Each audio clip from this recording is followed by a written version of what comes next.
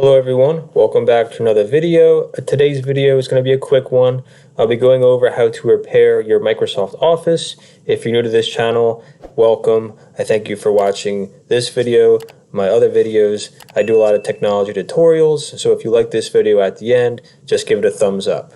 So today's video is all about fixing Microsoft Office. You may be asking, what type of errors may I run into with Microsoft Office? You may run into freezing issues, you may run into error issues. A lot of things can happen with Microsoft Word, Microsoft Excel, PowerPoint. Just a lot of bad things can happen. So I'm going to show you how to fix these freezing issues, these error issues, or whatever else may happen. So let's just get into it. Make sure that you know your way around the control panel a little bit, the program list as well. So if you're having an issue, all you're going to do is close out of the program that you're in, if it's Word, Excel, PowerPoint, and I want you to type in Control Panel in the Type Here to Search at the bottom. So just type in Control Panel and click on it. From here, a window is going to pop up. I want you to click on Programs and then Programs and Features. From here, just find a Microsoft Office. So for me, it's Professional Plus 2019.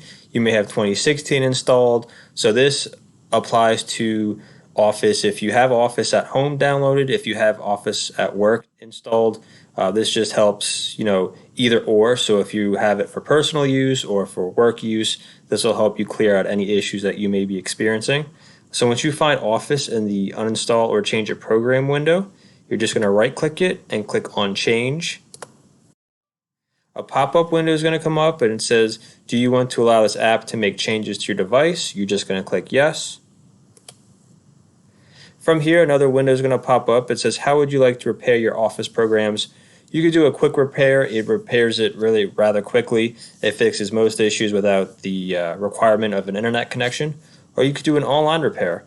It takes a little longer, so just make sure you have an internet connection and it'll fix any issues if you still have them. So if you do quick repair first, that clears out most of the issues. And if you still have an issue, definitely do an online repair.